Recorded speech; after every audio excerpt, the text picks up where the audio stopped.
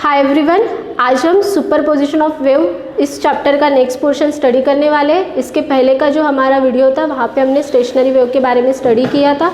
सो अब हमारे दोनों भी वेव्स की जो इन्फॉर्मेशन थी, बेसिक इन्फॉर्मेशन, वो ख़त्म हो चुकी है, जहाँ पे हमने प्रोग्रेसिव वेव के बारे में भी स्टडी किया था शुरुआत में, और लास्ट में फिर हमने लिया था स्टेशनरी वेव। अब कभी कभी क्या होता है, इसके बारे में आपको डिफरेंस भी लिखने के लिए आ सकता है एग्जाम में 3 मार्क्स के लिए, तो आज हम उसका डिफरेंस देखने वाले हैं। ठीक है, so first one is the progressive wave and second one is the stationary wave. ये डिफरेंस आपको एग्जाम में करके जाना है, क्योंकि 3 मार्क्स के लिए आपको कंपैरिजन लिखने के लिए आ सकता है, या फिर आपको बोला जा सकता है कि difference between progressive wave and the stationary wave. So first difference between the progressive wave and the stationary wave, पहला डिफरेंस हमारा क्या रहेगा, they continuously travel away from the source. हमें पता है जो भी हमारी प्रोग्रेसिव वेव होती है वो कंटिन्यूअसली ट्रैवल करती है इन either direction, either it's positive direction और निगेटिव डायरेक्शन, बट वो जो भी हमारी वेव होती है वो क्या करती है, कंटिन्यूअसली ट्रैवल करती है। बट ऐसा स्टेशनरी वेव में होता है क्या? नहीं, stationary wave do not travel in either direction, वो सिर्फ और सिर्फ 2 फिक्स पॉइंट के बीच में क्या करती है, motion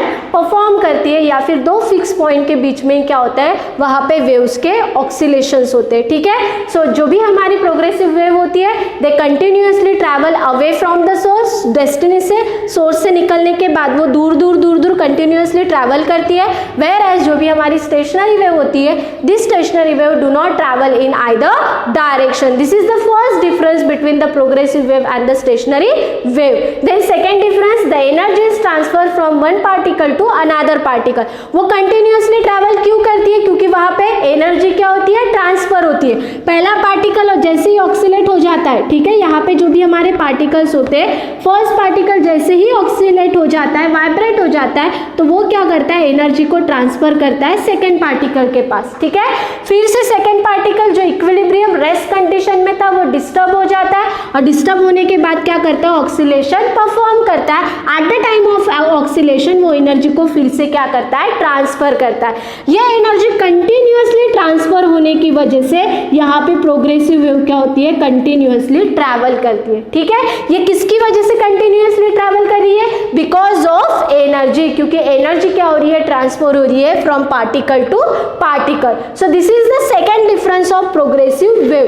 where as stationary wave के साथ अगर हम कंपेयर करते हैं तो स्टेशनरी वेव में एनर्जी ट्रांसफर होती है क्या? नहीं, स्टेशनरी वेव में एनर्जी ट्रांसफर नहीं होती, इसीलिए हमारे जो भी पार्टिकल्स होते हैं वो फिक्स पॉइंट के बीच में क्या करते हैं, ऑक्सीलेशन परफॉर्म करते हैं। मतलब वेव ना ही एक्स पॉजिटिव एक्स डायरेक्शन में ट्रैवल करेगी, ना ही वो निगेटिव एक्स डायरेक्शन में ट्रैवल करेगी, वो सिर्फ और सिर्फ इन 2 फिक्स पॉइंट के बीच में क्या होती है, ऑक्सीलेट होती है। और वो किसकी वजह से हो रहा है, because there is no transfer of energy. So second difference, here the energy is transfer from one particle to another particle, and here there is no transfer of energy. Then जो भी हमारी प्रोग्रेसिव वेव होती है, progressive wave में जो amplitude होता है वो क्या होता है, सेम होता है। मतलब जितने पर्टिकुलर एम्पलीट्यूड से ये वाला पार्टिकल वाइब्रेट होगा, ठीक है, उतने ही सेम एम्पलीट्यूड से सेकेंड पार्टिकल भी क्या होता है, वाइब्रेट होता है।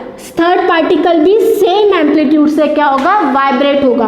फोर्थ पार्टिकल भी सेम एम्पलीट्यूड से क्या होता है, वाइब्रेट होता है। सो इन द प्रोग्रेसिव वेव जो भी एम्पलीट्यूड होता है पार्टिकल का, वो एम्पलीट्यूड क्या होता है, सेम होता है। ठीक है, बट अगर हम स्टेशनरी वेव की बात करते हैं तो जब मैंने आपको स्टेशनरी वेव पढ़ाया था तब मैंने क्या बताया था, स्टार्टिंग में मैंने आपको ये बताया था कि स्टेशनरी वेव में फ्रीक्वेंसी सेम होती है, बट हमारा एम्पलीट्यूड वैरी होता है between the node and anti node. ठीक है, सो यही हमारा डिफरेंस रहेगा between the node and anti node. All the particles have the different amplitude. जहां पे एंटी नोड मिलेगा वहां पे एम्पलीट्यूड क्या होगा, मैक्सिमम होगा। जहां पे आपको नोड मिलेगा वहां पे एम्पलीट्यूड क्या होता है, मिनिमम होता है। इट मीन्स दैट कि जो भी हमारी स्टेशनरी वेव होती है उस स्टेशनरी वेव में हमारा एम्पलीट्यूड वैरी होता है between the node and anti node, but ऐसा प्रोग्रेसिव वेव में नहीं होता। प्रोग्रेसिव वेव में हमारे एम्पलीट्यूड क्या होता है, सेम होता है। जितने पार्टिकल वहां पे वाइब्रेट होंगे उन सारे पार्टिकल्स का जो एम्पलीट्यूड होता है वो क्या होता है, सेम होता है। So this is the third difference between the progressive wave and the stationary wave. Then fourth difference, no point is at the rest. यहाँ पे कोई भी पॉइंट रेस्ट में नहीं होता, सारे पॉइंट क्या होते हैं, मोशन में होते हैं। कहाँ पे मोशन में होते हैं, प्रोग्रेसिव वेव में। बट वही अगर हम स्टेशनरी वेव की बात करते हैं तो स्टेशनरी वेव में जो हमारे नोड्स होते हैं ये वाले, वो हमेशा क्या होते हैं, रेस्ट में होते हैं। ठीक है, जो भी हमारे नोड्स है वो क्या होता है, रेस्ट में होता है। Nodes are always at the rest, मतलब नोड जहां पे आपको मिल रहा है वहां का पार्टिकल हमारा क्या होता है, रेस्ट कंडीशन में होता है, वो वाइब्रेट नहीं होता। So this is the fourth difference between the progressive wave and the stationary wave. No point is at the rest, nodes are always at the rest. Then the wave is represented by the equation y is equals to sin 2 pi in bracket t divided by capital T minus x upon lambda। ये equation हमने wave motion में already 11th standard में study कर लिया है। ठीक है, सो wave equation progressive wave को रिप्रेजेंट करना है तो हम कौन सा इक्वेशन यूज करते हैं, ये वाला। ठीक है, वेयर एज हमें अगर स्टेशनरी वेव को रिप्रेजेंट करना है तो उसके लिए हम कौन सा इक्वेशन यूज करते हैं, जो हमारा लास्ट वीडियो था वहीं पे हमने ये इक्वेशन फाइंड आउट किया है स्टेशनरी वेव का, जो क्या होता है 2a cos in bracket 2 pi x upon lambda sin 2 pi t divided by capital T। सो ये इक्वेशन हमने ऑलरेडी लास्ट वीडियो में सॉल्व कर लिया है। ठीक है, सो प्रोग्रेसिव वेव को अगर रिप्रेजेंट करना है so we use this equation, whereas stationary wave को अगर हमें रिप्रेजेंट करना है so we use this equation. ठीक है, then last one is the phase changes continuously from particle to particle. जो भी हमारी प्रोग्रेसिव वेव होती है, प्रोग्रेसिव वेव में हमारा जो भी फेज होता है, फेज क्या होता है, फेज इज नथिंग बट जो हमें क्या बताता है, पार्टिकल्स का ऑक्सीलेट बताता है। ठीक है, वो कैसे वाइब्रेट हो रहे हैं, उनका ऑक्सीलेशन कैसे हो रहा है, ये कौन बताता है, फेज बताता है। तो यहाँ पे हमारा फेज क्या होता है, कंटिन्यूअसली चेंज होता है in progressive wave, but in stationary wave all the particles in the same loop oscillate in the same phase. Stationary wave में जितने भी हमारे पार्टिकल्स होते हैं वो सेम एट ए टाइम ही ऑक्सीलेट होते हैं। ठीक है, और उनके बीच का जो भी फेज होता है वो क्या होता है, सेम होता है। So these are the 6 point to compare the progressive wave with stationary wave. तो ये आपको 3 मार्क के लिए डिफरेंस लिखने के लिए आ सकता है कि write down the difference between progressive wave and stationary wave. तो फर्स्ट क्या रहेगा, they continuously travel away from the source, they do not travel in either direction, then nodes is always at rest, nodes are, sorry यहाँ पे no point is at the rest, here nodes are always at the rest। यहाँ पे energy क्या होती है हमारी, transfer होती है from one particle to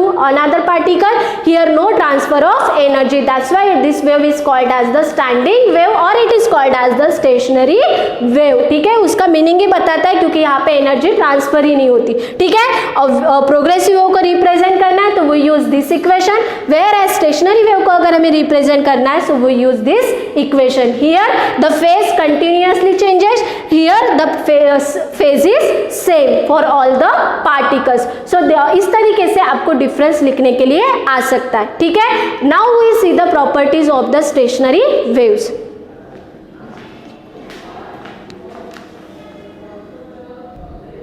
After comparison of progressive wave and stationary wave, we see the properties of the stationary waves। ये भी आपको लिखने के लिए आ सकता है। ठीक है, प्रॉपर्टीज ऑलमोस्ट जब मैंने आपको स्टेशनरी वेव पढ़ाया था तब मैंने बताया था, बट फिर से हम इसको एक बार रिकॉल कर लेते हैं क्योंकि आपको एग्जाम में ये लिखने के लिए आ सकता है। ठीक है, so first properties of the stationary wave is the stationary wave are produced due to the superposition of 2 identical wave travelling through a medium along the same path in opposite direction. हमें पता है कि जो भी हमारी stationery waves होती है वो स्टेशनरी वेव प्रोड्यूस होती है because of the superposition of the 2 waves. जहाँ पे एक वेव हमारी कौन सी होती है, प्रोग्रेसिव वेव होती है। ठीक है, मैंने आपको बताया था कि अगर हम एक थ्रेड रोप कंसिडर करते हैं, उस रोप को अगर आप पुल करके रिलीज कर देते हो तो रिलीज करने के बाद वहाँ पे क्या होता है, 2 वेव्स प्रोड्यूस होती है। एक हमारी वेव कौन सी होती है, इनिशियल वेव, और सेकेंड हमारी कौन सी होती है, reflected wave. This initial wave is super impose with the reflected wave and form the stationary wave. ठीक है, जो भी हमारी इनिशियल वेव होती है वो इनिशियल वेव क्या हो जाती है, इंटरफेयर करती है किसके साथ, रिफ्लेक्टेड वेव के साथ, और इंटरफेयर करने की वजह से वहाँ पे क्या होता है, स्टेशनरी वेव प्रोड्यूस होती है। ठीक है, सो जो भी हमारी स्टेशनरी वेव है, this stationary wave is produced because due to the superposition of the 2 identical waves traveling through a medium along the same path but in opposite direction. एक wave हमारी ट्रैवल करती है इस डायरेक्शन में, तो जो भी हमारी रिफ्लेक्टेड वेव होती है वो ट्रैवल करती है इन द अपोजिट डायरेक्शन, और इस तरीके से वहां पे क्या होता है, स्टेशनरी वेव प्रोड्यूस होती है। So this is the first property of the stationary wave, ठीक है। Now we see the second property, if the two identical transverse progressive wave superimpose the resultant wave is the transverse stationary wave. अगर आपके पास दो waves, ये अगर progressive wave अगर present है, ट्रांसवर्स प्रोग्रेसिव वेव अगर प्रेजेंट है, अगर हम स्ट्रिंग की बात करते हैं, स्ट्रिंग को अगर हम वाइब्रेट कर देते हैं तो वहां पे जो वेव प्रोड्यूस होती है वो कौन सी होती है, हमारी ट्रांसवर्स प्रोग्रेसिव वेव होती है, ठीक है। ये दो transverse progressive wave super impose हो जाएगी तो जो रिजल्टेंट वेव आपको मिलेगी वो क्या होती है, ट्रांसवर्स स्टेशनरी वेव्स होती है, ठीक है। अब ये जो भी हमारी ट्रांसवर्स स्टेशनरी वेव्स होती है, यहाँ पे जो एम्पलीट्यूड होता है, this amplitude is varies between the node and anti node. तो जहां पे मैक्सिमम एम्पलीट्यूड होता है वहां पे हमें क्या मिलता है, एंटी नोड मिलता है, वेयर एज जहां पे मिनिमम एम्पलीट्यूड होता है वहां पे हमें क्या मिलता है, नोड मिलता है, ठीक है। तो जैसे हमें अगर हम दो ट्रांसवर्स प्रोग्रेसिव वेव को सुपर इम्पोज कर देते हैं तो हमें क्या मिलता है, ट्रांसवर्स स्टेशनरी वेव मिलती है। उसी तरीके से अगर आपके पास दो आइडेंटिकल लॉन्जिट्यूडनल प्रोग्रेसिव वेव अगर प्रेजेंट है और वो दो वेव अगर सुपर इम्पोज होती होंगी तो हमें वहां पे जो रिजल्टेंट वेव मिलती है वो रिजल्टेंट वेव क्या होती है, लॉन्जिट्यूडनल स्टेशनरी वेव्स होती है। जनरली जो भी हमारी लॉन्जिट्यूडनल स्टेशनरी वेव्स है, ये लॉन्जिट्यूडनल स्टेशनरी वेव प्रोड्यूस होती है ओपन पाइप में या फिर क्लोज पाइप में। हम आगे जाके पढ़ने वाले कि ओपन पाइप में इक्वेशन क्या होता है और क्लोज पाइप के लिए इक्वेशन क्या होता है, ठीक है। सो लॉन्जिट्यूडनल जैसे ट्रांसवर्स वेव ये प्रोड्यूस होती है, जिसके लिए हम एग्जांपल लेते हैं स्ट्रिंग का, वैसे लॉन्जिट्यूडनल वेव ये प्रोड्यूस होती है किसके अंदर, ओपन पाइप या फिर क्लोज पाइप के अंदर, ठीक है। सो जहां वहां पे जो हमें रिजल्टेंट वेव मिलती है वो भी हमारी क्या रहेगी, लॉन्जिट्यूडनल स्टेशनरी वेव्स रहेगी। Also in the longitudinal stationary wave जो भी हमारा एम्पलीट्यूड होता है, this amplitude is varies between the node and anti node. तो जहां पे मैक्सिमम वहां पे एंटी नोड, जहां पे मिनिमम एम्पलीट्यूड वहां पे हमें क्या मिलता है, नोड मिलता है, ठीक है। Then next one is the distance between the two consecutive node is lambda by 2। ये हमने कल के जो हमारा लास्ट इक्वेशन था स्टेशनरी वेव का, जहां पे हमने कंडीशंस देखी थी for anti node and conditions for the node, क्योंकि वहां पे स्टेशनरी वेव में कंटिन्यूअसली एम्पलीट्यूड वैरी होता है between the node and anti node, ठीक है। सो दो कॉन्सिक्यूटिव नोड के बीच का हमने डिस्टेंस फाइंड आउट किया था, जहां पे मैंने x2 माइनस x1 किया था और हमने वहां पे जो वैल्यू मिली थी वो कितनी थी, हमारी लैम्बडा बाय 2। वैसे ही दो कॉन्सिक्यूटिव एंटी नोड के बीच का जो डिस्टेंस होता है वो भी कितना होता है, लैम्बडा बाय 2 होता है। तो यहाँ ऐसा, ये अगर हम डायग्राम कंसीडर करते हैं, सो नोड और नोड, दो कॉन्सिक्यूटिव नोड के बीच का जो डिस्टेंस है वो कितना होता है, लैम्बडा बाय 2 होता है। वेयर एज दो कॉन्सिक्यूटिव एंटी नोड के बीच का भी डिस्टेंस हमारा कितना होता है, लैम्बडा बाय 2 होता है। So that's why they equally spaced, जो भी हमारे नोड और एंटी नोड होते हैं वो इक्वली क्या होते हैं, स्पेड होते हैं, ठीक है। The next one is the nodes and antinodes produce alternately, मतलब पहले अगर आपको एंटी नोड मिलता होगा तो बाद में हमें क्या मिलता है, नोड मिलता है, फिर से हमें एंटी नोड मिलेगा, फिर से नोड मिलेगा, एंटी नोड नोड, ये ऐसे चलता रहेगा, ठीक है। अगर आपको पहले नोड मिल रहा है तो बाद में क्या मिलेगा, एंटी नोड मिलेगा। इट मीन्स दैट जो भी हमारे नोड्स एंड एंटी नोड्स होते हैं वो हमें क्या मिलता है, अल्टरनेटली मिलते हैं। So nodes and antinodes produce alternately, the distance between the node and adjacent antinode is lambda by 4। Node और एडजेसेंट एंटी नोड, ये वाला जो आपको दिख रहा है ना, इन दोनों के बीच का जो डिस्टेंस होता है वो कितना होता है, लैम्बडा बाय 4 होता है। वेयर एज नोड नोड और एंटी नोड के बीच का डिस्टेंस कितना होता है, लैम्बडा बाय 2 होता है, ठीक है। ये दो पॉइंट आपको याद रखने, नोड और एंटी नोड के बीच का डिस्टेंस होता है lambda by 4, whereas node node और एंटी नोड के बीच का डिस्टेंस कितना होता है, लैम्बडा बाय 2 होता है, ठीक है। Then next one, all the points vibrate with the same frequency. मैंने आपको पहले ही बताया था, जब मैंने आपको स्टेशनरी वेव पढ़ाया था तब मैंने आपको ये बताया था कि जितने जो भी हमारी स्टेशनरी वेव है वहां पे फ्रीक्वेंसी क्या होती है, सेम होती है, वेयर एज एम्पलीट्यूड क्या होता है, वैरी होता है। सो सिक्स प्रॉपर्टी हमारी क्या रहेगी, all the point vibrate with the same frequency, ठीक है।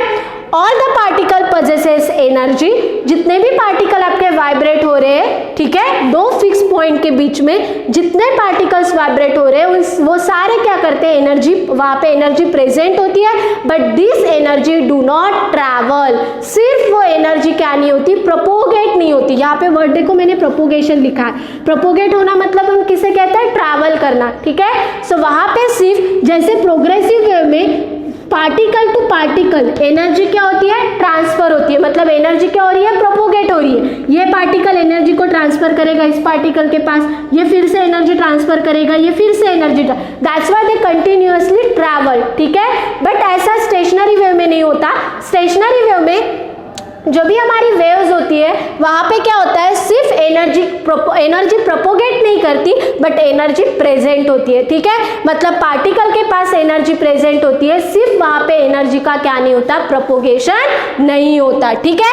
The wave is localised and its velocity is zero, और उसकी वजह से यहाँ पे एनर्जी ट्रांसफर नहीं होती, दैट्स व्हाई जो वेलोसिटी है वो वेलोसिटी क्या होती है, जीरो होती है। हमने प्रोग्रेसिव वेव स्टडी किया था, प्रोग्रेसिव वेव में हमने देखा था कि जो भी हमारी वेलोसिटी होती है वो मैक्सिमम होती है कहाँ पे, मेन पोजीशन के ऊपर। जैसे जैसे पार्टिकल ऊपर जाता है फिर से वेलोसिटी जीरो होती है, ठीक है।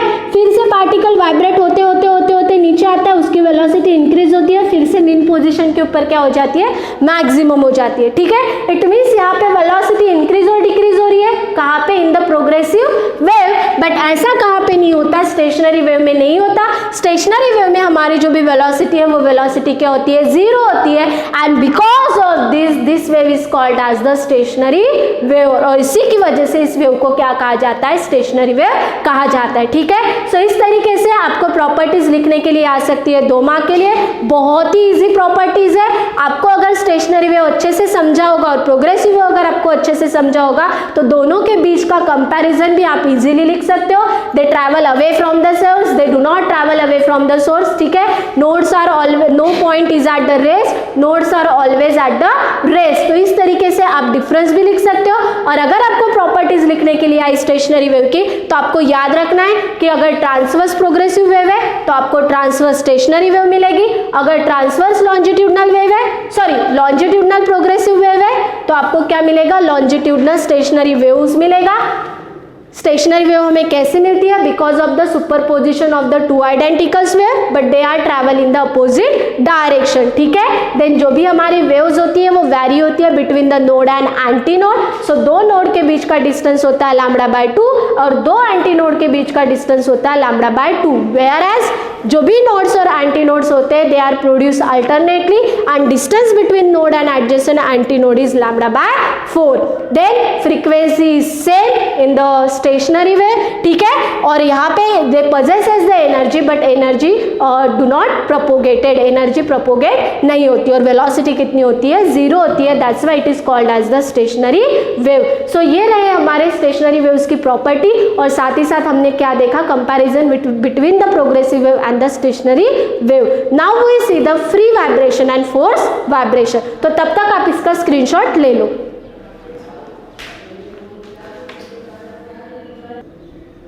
Now we see the another topic that is the free vibration and the force vibration. बहुत ही easy topic है, आपको मैं अच्छे से समझा के देने वाली हूँ, तो आपको ये पूरा वीडियो अच्छे से देखना है, ठीक है।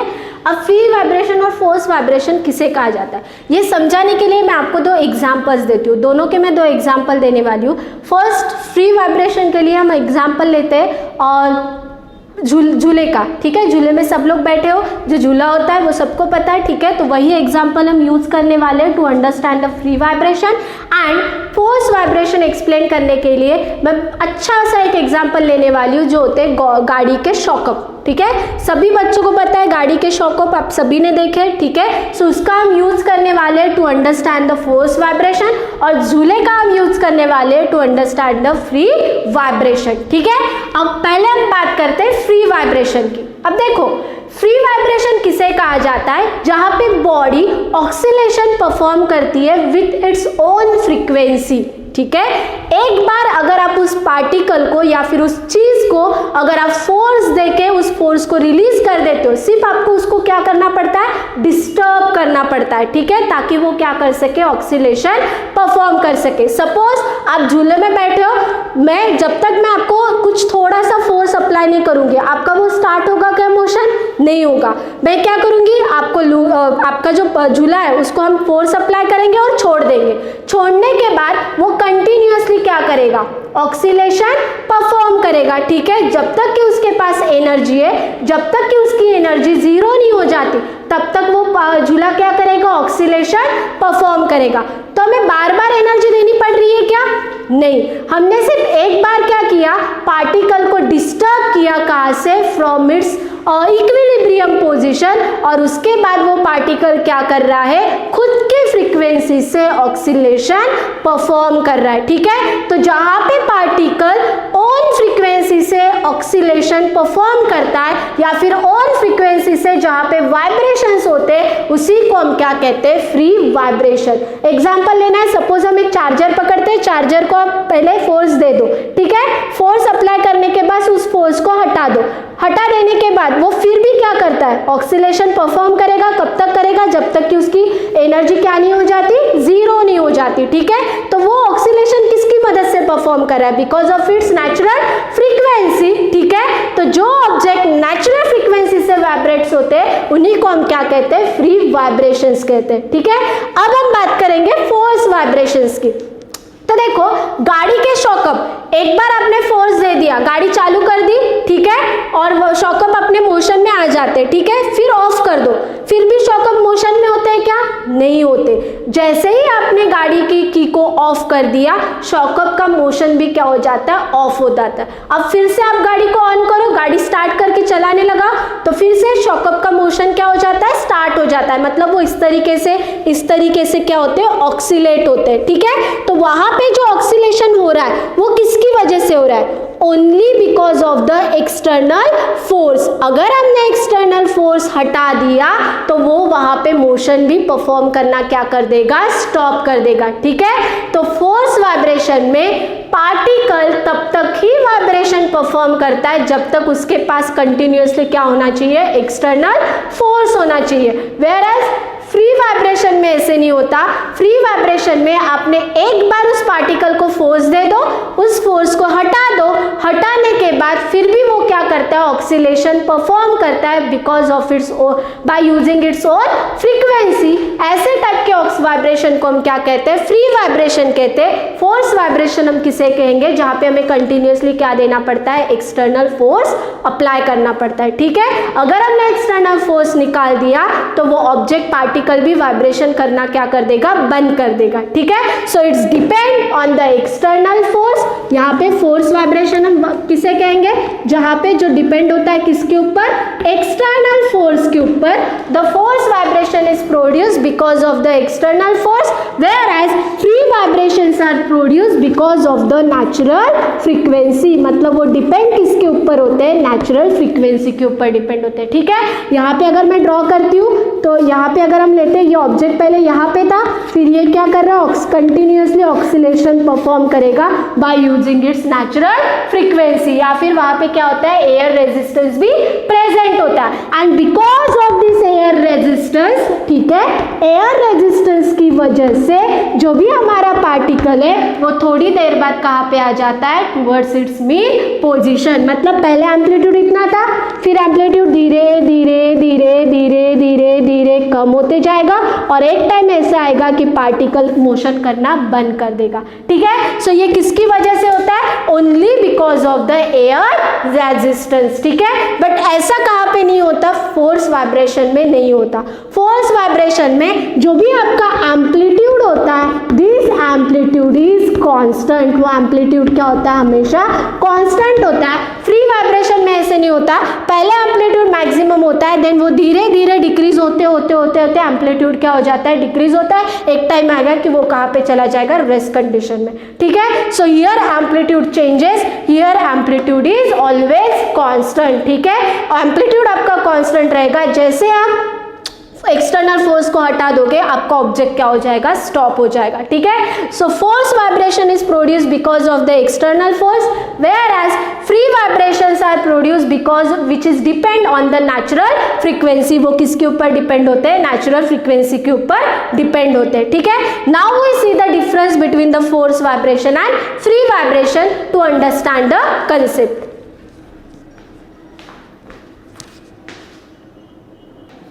देखो स्टूडेंट, इसके ऊपर जनरली आपको डिफरेंस लिखने के लिए आ सकता है, आपको ऐसे तो नहीं पूछा जाएगा कि write down definitions of free vibration and force vibration. Generally इसके ऊपर आपको डिफरेंस ही लिखने के लिए आता है, तो मैंने यहाँ पे आपको कुछ पॉइंट्स निकाल के दिए जो आप अच्छे से लिख सकते हो अगर आपको ये क्वेश्चन एग्जाम में पूछा गया तो, ठीक है। फ्री वाइब्रेशन हम किसे कहते हैं, जो मैंने फर्स्ट थिंग आपको सबसे पहले बताई, free vibration is depend on the natural frequency. आपको एक ही बार पार्टिकल को डिस्टर्ब करना पड़ता है फ्रॉम इट्स इक्विलिब्रियम पोजीशन, उसके बाद वो कंटिन्यूअसली क्या करता है, ऑक्सीलेशन परफॉर्म करता है by using its natural frequency. So here free vibration are produce when the body is disturb from its equilibrium position. Free vibration कब प्रोड्यूस होते हैं, जब हम बॉडी को क्या करते हैं, डिस्टर्ब करते हैं, कहाँ से, फ्रॉम इट्स इक्विलिब्रियम पोजीशन से, ठीक है।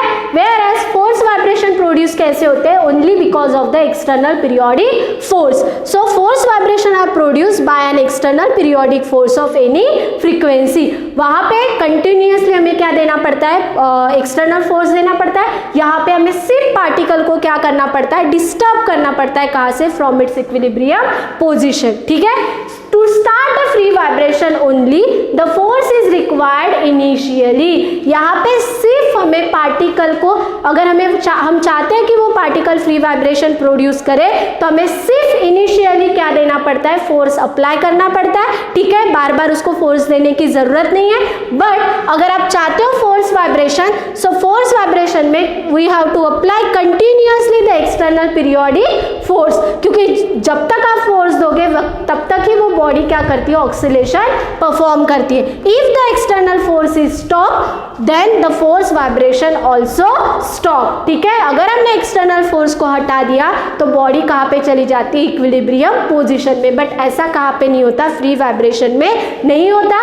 फ्री वाइब्रेशन में सिर्फ हमें इनिशियली फोर्स देना पड़ता है, फिर उस फोर्स को आप रिलीज कर दो, मतलब फोर्स अप्लाई करने के बाद उसको अगर आप रिलीज कर देते हो, they perform continuously oscillation bye using its own frequency, ठीक है। The frequency of the free vibration depend on the natural frequency. वो कंटिन्यूअसली ऑक्सीलेशन क्यों परफॉर्म कर रहा है, only because of the natural frequency. यहाँ पे फोर्स वाइब्रेशन में पार्टिकल ऑक्सीलेशन परफॉर्म करता है because of the external periodic force. So the frequency of the force vibration depend on the frequency of the external periodic force, ठीक है। Then last one is the amplitude of vibration decreases with time. यहाँ पे जैसे जैसे energy decrease होते जाएंगे, amplitude भी हमारा कम होते जाएगा।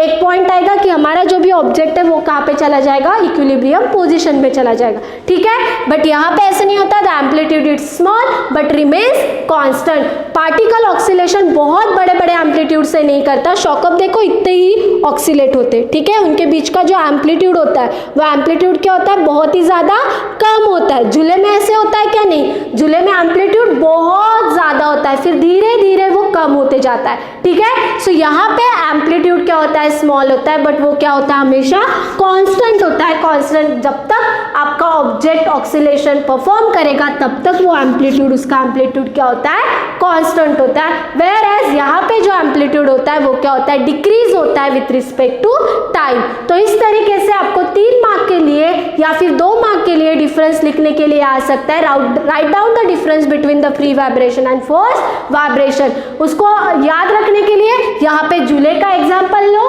बेस्ट है वो, और इसको याद रखने के लिए आप गाड़ी का शॉकअप का यूज कर सकते हो, ठीक है। यहाँ पे सिर्फ initially we required the force to perform the oscillation, here continuously we required the external periodic force. यहाँ पे फ्री वाइब्रेशन प्रोड्यूस कब होते हैं, when we disturb the particle from its equilibrium position. और फोर्स वाइब्रेशन प्रोड्यूस कैसे होता है, by using the external periodic force. Here amplitude is small but remains constant. Here amplitude of vibration decrease with respect to time. So इस तरीके से आज हमने 2 difference study किए। फर्स्ट मैंने आपको डिफरेंस भी बताया जो आप ऐसे भी ले सकते हो, comparison between between the progressive wave and the stationary wave, ठीक है। और सेकेंड डिफरेंस हमने देखा free vibration and force vibration. साथ ही साथ आज हमने कवर किए थे properties of the stationery waves. अब इसके बाकी का जो रिमेनिंग पोर्शन है वो हम स्टडी करेंगे हमारे नेक्स्ट लेक्चर में। तब तक आपको क्या करना है, ये जितने भी डिफरेंस है उसको अच्छे से आपके बुक में लिखना है। Thank you so much.